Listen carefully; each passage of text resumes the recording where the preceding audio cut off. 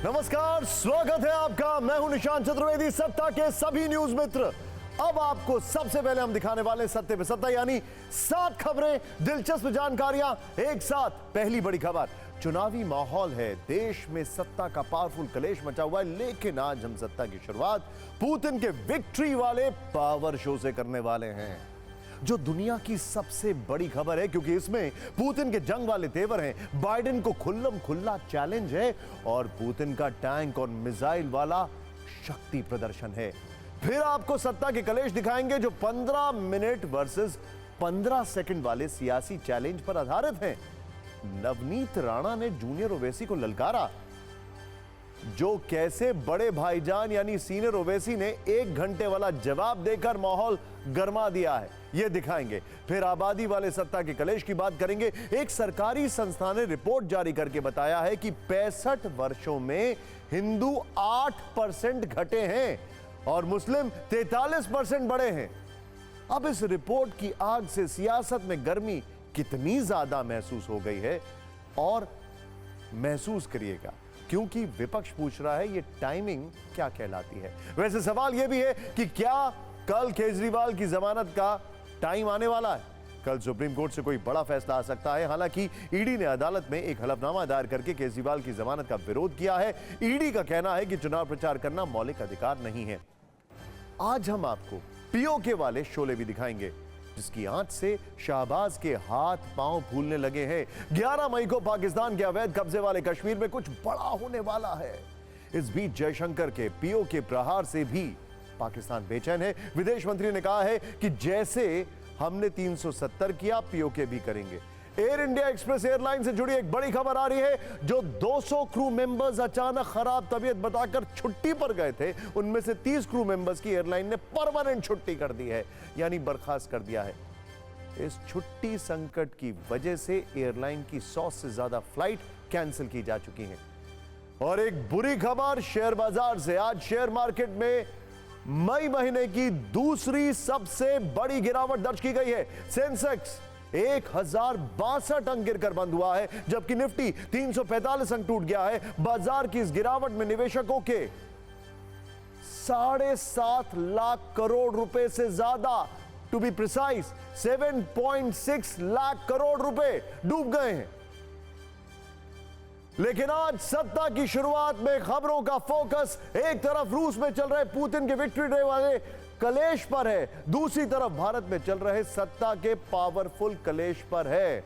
जरा ध्यान से देखिएगा जो मैं आपको दिखाने वाला हूं। इंटरेस्टिंग बात क्या है कि यूक्रेन की बमबारी से ज्यादा भारत में जुबानी जो बमबारी चल रही है चुनावों में, वो हैरान कर रही है।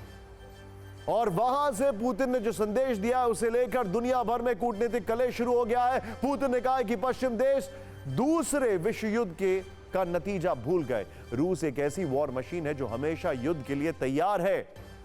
दूसरी तरफ भारत में सत्ता के कलेश और तीखे हो गए हैं। यहां हिंदू मुस्लिम वाला चुनावी करंट बढ़ गया है। हैदराबाद से 15 सेकंड और 15 मिनट के लिए पुलिस हटाने वाले बयान आए हैं। राहुल गांधी की 1 मिनट वाली चेतावनी ट्रेंड कर रही है और नए हिंदू मुस्लिम आंकड़ों पर राजनीति खोल रही है। एक एक करके सारी खबरें न्यूज मित्रों के लिए डिकोड करेंगे, लेकिन पहले वो तस्वीरें जो रूस से आई हैं उन्हें प्राथमिकता देनी होगी। ये आज दुनिया की सबसे बड़ी और असरदार खबर है। 5वीं बार राष्ट्रपति पद की शपथ लेने के बाद दुनिया को मैसेज देने के लिए प्रेसिडेंट पुतिन के पास मौका भी था, मंच भी था और माहौल में हथियार भी थे, बल्कि हथियार ही हथियार थे। रूस की 19वीं विक्ट्री डे परेड आज दुनिया ने देखी। मंच था रूस की राजधानी मॉस्को का ऐतिहासिक रेड स्क्वायर। यह देखिए, जहां दूसरे विश्व युद्ध में रूस की जीत और नाज़ियों के आत्मसमर्पण के प्रमाण आज भी मौजूद हैं। रूस के इतिहास में आज यानी 9 मई की तारीख विशेष अहमियत रखती है। आज विक्ट्री डे परेड के दौरान पुतिन के चलने के अंदाज, उनके तेवर में उनका पावर प्ले साफ दिख रहा था। यह तस्वीर रूस के उस शासक की है जिसकी चाहत, जिसका लक्ष्य, जिसका मकसद न सिर्फ रूस को सबसे बड़ा और प्रभावशाली शासक बनाने का है, बल्कि रूस को सोवियत संघ की तरह अखंड बनाने का भी है। जिसने 5वीं बार राष्ट्रपति पद की शपथ लेते ये कहा कि वो रूस के लिए कुछ भी करेंगे, किसी भी हद तक जाएंगे। पुतिन का टारगेट यह भी है कि वो स्टालिन से भी ज्यादा समय तक रूस की सत्ता पर काबिज रहने का रिकॉर्ड बनाएंगे और रूस के सोवियत संघ वाले सुनहरे दिन लाएंगे। 2036 तक पुतिन के सत्ता में रहने का रास्ता लगभग साफ है।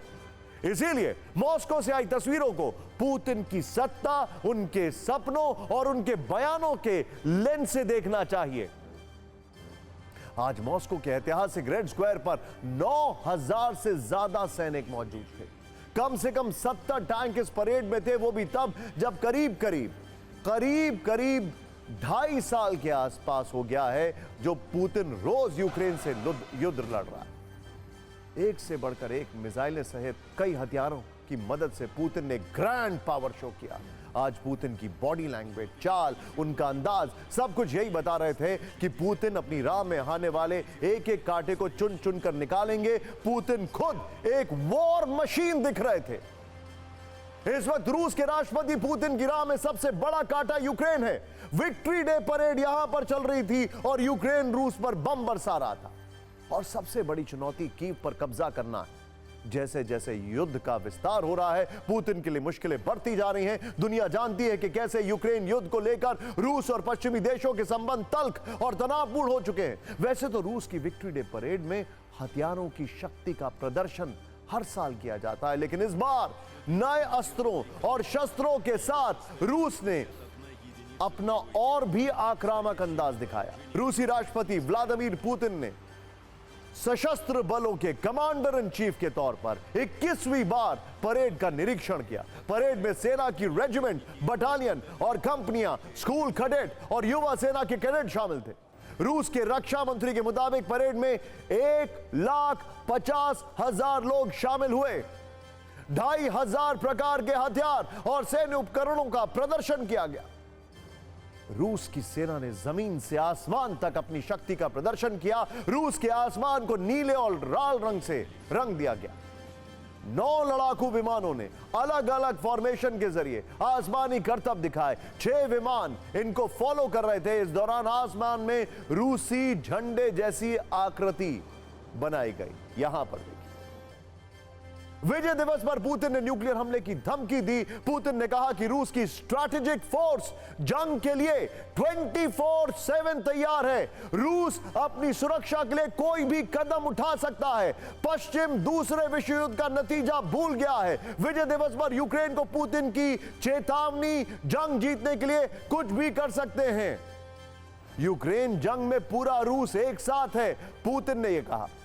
पुतिन ने कहा कि हमें अपनी ताकत पर पूरा भरोसा है। यानी पुतिन के बयान को डिकोड करें तो जंग का सारा ठीकरा नेटो पर फोड़ दिया और चेतावनी के साथ यह संकेत भी दे दिया कि रूस की संप्रभुता को लेकर पुतिन के मन में जो पिक्चर है उससे कोई समझौता नहीं होगा और कोई रास्ते में आएगा तो जवाब पूरी शक्ति से दिया जाएगा। विक्ट्री डे परेड पर पुतिन ने यह दिखाने की कोशिश कर दी है, लेकिन भारत में एक विक्ट्री डे हो सकता है 4 जून को। उससे पहले जो जुबानी परेड हो रही है वो हैरान कर रही है। पुतिन के विक्ट्री डे परेड वाले क्लैश से अब सत्ता के राजनीतिक क्लेश की ओर बढ़ते हैं। शुरुआत उस क्लेश से जो 11 वर्ष पुराने एक बयान पर शुरू हुआ। 11 वर्ष, सोचिए जरा, कुरेदना भी 11 वर्ष। वो ऐसा बयान था जिसमें हिंदू मुस्लिम वाले टकराव की आग थी। AIMIM चीफ असदुद्दीन ओवैसी के भाई अकबरुद्दीन ओवैसी ने वर्ष 2013 में कहा था कि 15 मिनट के लिए पुलिस हटा लो, फिर देखना बीजेपी, फिर देखना, यह कहा। बीजेपी सांसद नवनीत राणा ने कल इस बयान को खोद कर निकाला और उन्होंने उसी हैदराबाद लोकसभा क्षेत्र में असदुद्दीन ओवैसी को चुनौती दी, जहां से वो 2004 से लगातार चुनाव जीत रहे। नवनीत राणा ने जो कहा, सुनिएगा, 15 मिनट नहीं 15 सेकंड के लिए पुलिस हटा लो, ओवैसी भाइयों का पता नहीं चलेगा। हैदराबाद में कोई असदुद्दीन ओवैसी को खुली चुनौती दे और उसे जवाब ना मिले, ऐसा होने की संभावना काफी कम होती। असदुद्दीन ओवैसी ने चुनौती स्वीकार की और कहा कि 15 सेकंड नहीं 1 घंटा लीजिए। पीएम आपका है, आरएसएस आपकी है, लेकिन डरता कौन है? हम तैयार हैं, बताइए कहां आना। एक बार दोनों के बयान सुनिए, फिर आपको वो बयान सुनाएंगे जिसके कारण 13 वर्ष बाद 15 सेकंड और 15 मिनट वाले बयानों की टक्कर जाए। वो छोटा भाई बड़ा भाई ना, छोटा और बड़ा। छोटा बोलता है कि पुलिस को 15 मिनट हटा दो, तो हम दिखाएंगे बोले कि क्या कर सकते हैं। छोटे को मेरा कहना है तेरे को 15 मिनट लगेंगे छोटे, और हमको सिर्फ 15 सेकंड लगेंगे। 15 सेकंड अगर पुलिस को हटाया तो छोटे को बड़े को ये पता नहीं लगा कहां से आया और कहां को गया। सिर्फ 15 सेकंड लगेंगे हम लोगों को, किसी ना मंच पे आ गए। बिल्कुल, मोदी जी को मैं बोल रहा हूँ कि 15 सेकंड दे दीजिए आप, बिल्कुल 15 सेकंड दे दीजिए। आप क्या करेंगे? अखलाक का हाल करेंगे, जैसा मुख्तार को किया वही करेंगे, या पीलू खान या फिर अपना रकबर।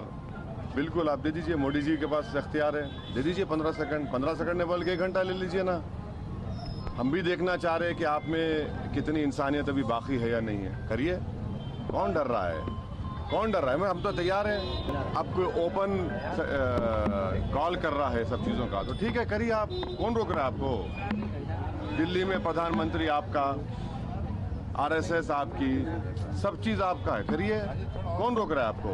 बोलते क्यों है? करिए ना, बल्कि हमको बता दीजिए कहाँ पे आना, हम आ जाते हैं, करिए। अब ये जो 15 का आंकड़ा है ये बड़ा दिलचस्प है। 15 मिनट, 15 सेकंड या फिर 15 साल सत्ता के, सोचिए जरा। खैर, वैसे आपको बता दें कि अकबरुद्दीन ओवैसी ने कहा था कि अगर 15 मिनट के लिए पुलिस हटा दी जाए तो हम 25 करोड़ 100 करोड़ हिंदुओं पर भारी पड़ेंगे। इस बयान के लिए उन्हें गिरफ्तार भी होना पड़ा था, लेकिन बाद में इस मामले में बरी हो गए। हैदराबाद में नवनीत राणा और ओवैसी के बीच हुई जुबानी फायरिंग में यह इकलौता मुद्दा नहीं था। इसके अलावा नवनीत राणा ने यह भी कहा कि इस बार मतदान हैदराबाद को पाकिस्तान बनने से रोकने के लिए होगा। कुल मिलाकर उनके बयान में काफी आग दिखी, जिस पर पानी डालने की भी कोशिश हुई। और यह कोशिश ओवैसी के खिलाफ चुनाव लड़ रही बीजेपी उम्मीदवार माधवी लता ने ही की। उन्होंने कहा कि नवनीत राणा तो 15 सेकंड निकालकर वोट डालने के लिए कह रही थी। हालांकि नवनीत राणा के बयान के कई प्रशंसक भी हैं जिन्हें उनके बयान में कोई बुराई नजर नहीं आई, जबकि विपक्षी नेताओं का कहना था कि यह हिंदू मुसलमान और हिंदुस्तान पाकिस्तान करके वोट लेने की कोशिश है।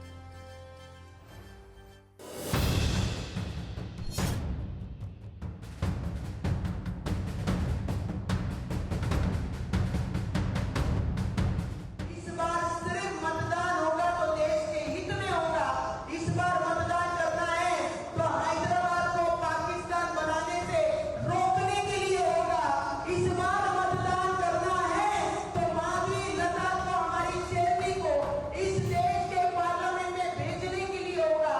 इस बार मतदान अगर वोटिंग करना है तो हैदराबाद के सभी हिंदुओं को जगाने के लिए होगा।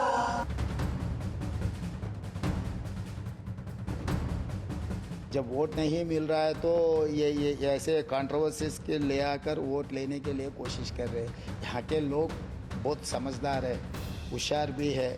ऐसे कंट्रोवर्सीज में हम लोग कोई पढ़ते नहीं, वोट मिलते नहीं उन लोगों को। वोट के लिए सब सारे ड्रामा कर रहे हैं। ड्रामा बंद करो बोल के मैं एक ही बात कह सकता हूँ। हम MIM के वारिस नहीं है। हम किसी को डराते नहीं है, धमकाते नहीं है। हम चुटकी मारकर 15 मिनट के पुलिस हटाने के बात नहीं कहते हैं। हम बस यही कहते हैं 15 मिनट क्यों, एक 15 सेकंड ले लो, अपना वोट डालो। क्या करेंगे आप? 15 मिनट नहीं, 10 मिनट नहीं, 15 सेकंड के लिए पुलिस को हटा दो। क्या करेंगे? 15 सेकंड के लिए पुलिस को हटा के सारे मुसलमानों को मार डालेंगे, कत्लेआम कर देंगे। हाँ, क्या कर रहा है पुलिस प्रशासन? क्यों अब तक कोई कार्रवाई नहीं, कोई एक्शन नहीं? जिस हैदराबाद में बयानों के धमाके हो रहे हैं, वहां 13 मई को चौथे फेज में वोटिंग होगी। यहां से बीजेपी ने माधवी लता को असदुद्दीन ओवैसी के खिलाफ उतारा। हैदराबाद लोकसभा सीट 1984 से ओवैसी परिवार के पास है। असदुद्दीन जो हैं वो यहां से 4 बार से सांसद हैं। उन्होंने 2004, 2009, 2014, 2019 में लगातार जीत दर्ज की। उनसे पहले उनके जो पिता हैं सुल्तान, सलाउद्दीन ओवैसी 1984 से लगातार यहां से सांसद रहे थे। हैदराबाद क्षेत्र में 7 विधानसभा सीटें हैं। एआईएमआईएम का गोशा महल को छोड़कर बाकी 6 सीटों पर कब्जा। हैदराबाद में सिर्फ नवनीत राणा ही ओवैसी पर फायर नहीं थी, बल्कि गृह मंत्री अमित शाह का भी ओवैसी पर विशेष फोकस था। माधवी लता के चुनाव प्रचार के लिए हैदराबाद पहुंचे गृह मंत्री अमित शाह ने ओवैसी के साथ बीआरएस और कांग्रेस पर खूब हमले किए। गृह मंत्री अमित शाह ने तुष्टीकरण की एबीसी भी बताई, जिसमें ए मतलब असदुद्दीन ओवैसी, बी मतलब बीआरएस यानी कि चंद्रशेखर राव की पार्टी, और सी का मतलब कांग्रेस बताया। इसके अलावा अमित शाह ने यह भी कहा कि यह चुनाव वोट फॉर जिहाद बनाम वोट फॉर विकास का, राहुल गांधी की चाइनीज गारंटी बनाम विकास की गारंटी का। मुझे बताओ, कांग्रेस और बीआरएस ओवैसी को रोक सकते, मजलिस को रोक सकते हैं क्या? भाइयों बहनों, ये तुष्टीकरण की जो एबीसी है ना, अपीसमेंट की एबीसी, इसका मतलब है ए से ओवैसी असदुद्दीन, बी से बीआरएस और सी से कांग्रेस पार्टी, ये तीनों एक ठेले के चट्टे पट्टे हैं। कांग्रेस, मजलिस और बीआरएस, ये तीनों अपीसमेंट का ट्रायंगल है। 24 का जो चुनाव है, ये राहुल गांधी वर्सेस नरेंद्र मोदी का चुनाव है। ये चुनाव वोट फॉर जिहाद, इसके अगेंस्ट वोट फॉर विकास का चुनाव है। ये चुनाव परिवार के कल्याण, अपने परिवार के कल्याण के विरोध देश की जनता के कल्याण का चुनाव है। ये चुनाव राहुल गांधी की चाइनीज गारंटी के खिलाफ मोदी जी की भारतीय गारंटी का चुनाव है। अमित शाह फायर दिख रहे हैं तो राहुल गांधी भी फॉर्म में हैं। कल से आज तक उन्होंने सोशल मीडिया पर 2 वीडियो पोस्ट किए, दोनों में पीएम मोदी पर तीखा हमला था। कल उन्होंने पीएम मोदी को ईडी जांच की चुनौती दी थी, तो आज आरोप लगा दिया कि अगले कुछ दिनों में पीएम मोदी मुद्दों से भटकाने की कोशिश करेंगे। अलर्ट रहें। सुनिए राहुल गांधी ने अपनी नई वीडियो रील में क्या कहा। देश की शक्ति, देश के युवाओं, नरेंद्र मोदी के हाथ से चुनाव निकल रहा है। वो स्लिप कर रहे हैं और हिंदुस्तान के प्रधानमंत्री नहीं बनेंगे। उन्होंने डिसीजन ले लिया है कि अगले 4-5 दिन में आपके ध्यान को भटकाना है, कुछ ना कुछ ड्रामा करना है। आपके ध्यान को भटकना नहीं चाहिए। बेरोजगारी सबसे बड़ा मुद्दा है। नरेंद्र मोदी जी ने आपको कहा था कि 2 करोड़ युवाओं को रोजगार देंगे, झूठ बोला, नोटबंदी की, गलत जीएसटी लागू की और सारा का सारा काम अदानी जैसे लोगों के लिए किया है। हम भर्ती भरोसा स्कीम ला रहे हैं। 4 जून को इंडिया गठबंधन की सरकार आ रही है। 15 अगस्त तक भर्ती भरोसा स्कीम में 30 लाख युवाओं को रोजगार देने का काम शुरू हो जाएगा। सत्ता के कलेश में आज देश की आबादी पर जारी हुई एक रिपोर्ट भी है। इस रिपोर्ट से सामने आए आंकड़े ट्रेंड कर रहे हैं। सोशल मीडिया से लेकर चाय की दुकान तक इस पर चर्चा है। यह रिपोर्ट प्रधानमंत्री के आर्थिक सलाहकार परिषद ने जारी की। इस रिपोर्ट के मुताबिक भारत में हिंदुओं की संख्या तेजी से घटी है, जबकि मुस्लिमों की संख्या बहुत तेजी से बढ़ी है। प्रधानमंत्री के आर्थिक सलाहकार परिषद की इस रिपोर्ट में 1950 और 2015 के आंकड़ों की तुलना की गई है। इस रिपोर्ट के आधार पर राजनीतिक हमले शुरू हो गए हैं, जिस पर हमने तीखे हमलों वाली एक रील भी तैयार की है। लेकिन पहले इस रिपोर्ट पर तथ्यात्मक कुंजी देखते हैं कि आखिर रिपोर्ट में है क्या। जरा ध्यान से डिटेल देखिएगा एक एक चीज। इस रिपोर्ट में सभी बड़े धर्मों की आबादी की तुलना है, जिसके तहत बताया गया है कि 1950 में हिंदुओं की आबादी 84.68% थी। 2015 में 78 यानी 78.06% हो गई, यानी हिंदुओं की आबादी में करीब करीब 8% यानी 7.82% की कमी आ गई। 1950 की 1950 में मुस्लिमों की आबादी 9.84% थी, 2015 में 14.09% हो गई, यानी मुस्लिमों की आबादी 43.15% बढ़ गई है। इस तरह 1950 में ईसाई आबादी 2.24% थी, 2015 में 2.36% हो गई, यानी 5.38% की बढ़ोतरी हुई है। और सिख 1.24% थे, जो अब 1.85% है। इनकी आबादी 6.58% बढ़ी है।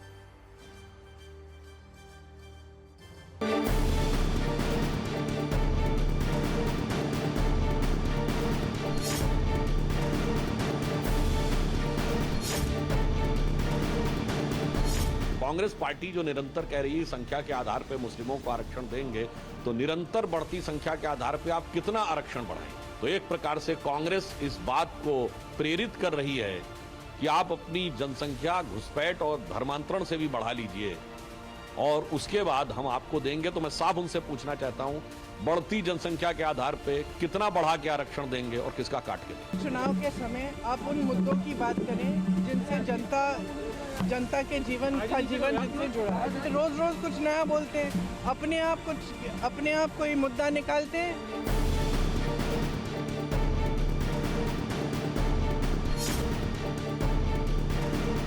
कांग्रेस जैसे पार्टियां संविधान के विरोध रिलीजन बेस्ड रिजर्वेशन लाकर उनको रिजर्वेशंस भी देना चाहते हैं, तो उसका प्रभाव हमारे जो समुदाय में, समाज में जो एससी कम्युनिटी के भाई बहन हैं, ओबीसी कम्युनिटी के भाई बहन हैं, एसटी कम्युनिटी के भाई बहन हैं, उन पर क्या इफेक्ट होगा?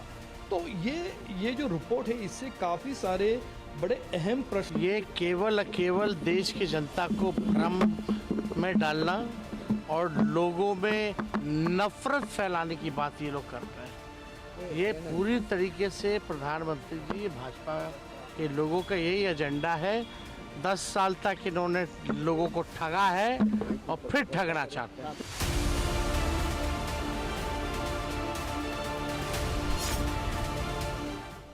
भारत के सनातन अस्मिता पर प्रश्न चिन्ह खड़ा हुआ है और जब तक सनातनियों की संख्या है तभी तक भारत में लोकतंत्र भी है। अब थोड़ा सा आगे बढ़ते हैं, बल्कि थोड़ा सा एक अलग खबर की ओर रुख करते हैं, जहां पर बहुत तनाव है, बहुत टेंशन है, और ये खबर आपको जरूर देखना चाहिए, क्योंकि सत्ता में अब हम आपको पाकिस्तान के अवैध कब्जे वाले कश्मीर से उठ रहे वो शोले दिखाते हैं, जिनकी गर्मी इस वक्त पाकिस्तान के प्रधानमंत्री शहबाज शरीफ को सबसे ज्यादा महसूस हो रही है। और 11 मई की तारीख को याद करके उनके हाथ पांव फूले हुए हैं, क्योंकि 11 मई को पीओके में कुछ बड़ा होने वाला है और इसका एहसास शहबाज शरीफ को हो गया है। सिर्फ 48 घंटे के बाद पाकिस्तान के प्रधानमंत्री को पीओके वाले ऐसे झटके लगने वाले हैं जिनकी तीव्रता बहुत ज्यादा होगी। आज हम आपको पीओके वाले उस आवाम से मिलवाते हैं जो बहुत परेशान है, गुस्से में, नाराज है, और उसके दिल में सिर्फ एक नाम है और वो है हिंदुस्तान। सत्ता में आज पीओके वाला विद्रोह मीटर दिखाएंगे जो हर घंटे के साथ आउट ऑफ कंट्रोल हो रहा है। पाकिस्तान में बेचैनी का मीटर फुल स्पीड में दौड़ रहा है। पाकिस्तान की बेचैनी की दूसरी वजह है भारत के विदेश मंत्री एस जयशंकर का बयान, जिन्होंने उस पार पीओके वाला नया प्रहार किया। विदेश मंत्री एस जयशंकर ने कहा है कि किसी को यकीन नहीं था कि कश्मीर में आर्टिकल 370 हट सकता है, लेकिन जैसे मोदी सरकार ने 370 किया, पीओके भी करके दिखाएगी। लेकिन पहले हम आपको दिखाते हैं कैसे इस वक्त शहबाज के दिल में पीओके वाली धक धक हो रही है। दरअसल पाकिस्तान इस वक्त महंगाई की सबसे बड़ी मार झेल रहा है। उससे अपना मुल्क तो संभल नहीं रहा है। जिस कश्मीर पर उसने अवैध कब्जा किया है वहां भी हालात बेहद खराब है, और अब महंगाई और रोटी संकट वाली बदहाली आवाम के आक्रोश में बदल चुकी है। हमेशा की तरह पीओके की जनता पाकिस्तान से आजादी मांग रही है। हम आपको पहले इसका एक छोटा सा ट्रेलर दिखाते हैं।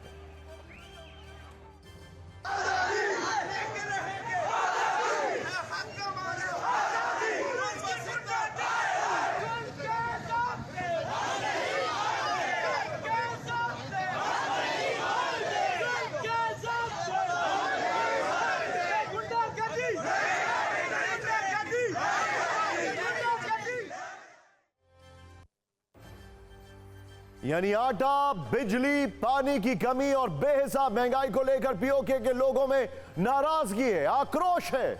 इस वजह से 11 मई को पीओके के मुजफ्फराबाद में सबसे बड़ी बगावत की तैयारी की जा चुकी है। United Kashmir people's national party और संयुक्त अवामी एक्शन कमेटी ने प्रदर्शन करने का ऐलान किया है, लेकिन तैयारी शहबाज शरीफ और उनकी आर्मी ने भी की है, और वो है इस प्रदर्शन को कुचलने की।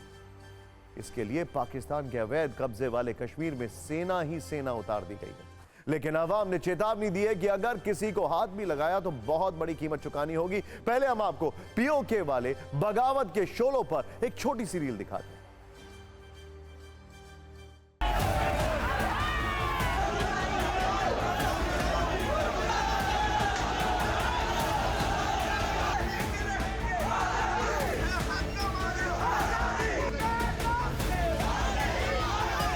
पूरे आजाद कश्मीर की आवाम से हम ये अपील करेंगे कि 11 मई को आपने भरपूर अंदाज में निकलना है। आपके हुक्मरानों की नींदें हराम हो चुकी हैं और हमें अब इस चीज़ का बहु भी यकीन है, हमारा ईमान है कि 11 तारीख को ये जो जालिम टोला आपके ऊपर मसलत है, ये जो मुजफ्फराबाद में बैठा है, ये मुजफ्फराबाद की असेंबली छोड़कर इस्लामाबाद में भागेगा। जो दहशत करती है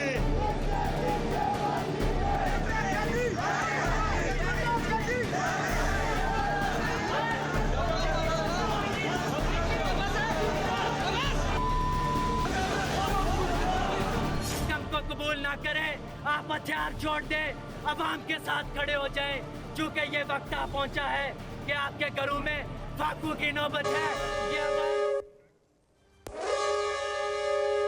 ये लीजिए, पीओके में बगावत का हूटर बज रहा है और यहां पर हूटर बज रहा है ब्रेकर लगाने के लिए। खैर, हमारे जितने भी न्यूज मित्र हैं, हमारी रील्स को ज्यादा से ज्यादा शेयर करिए। कल फिर होगी मुलाकात। नमस्कार।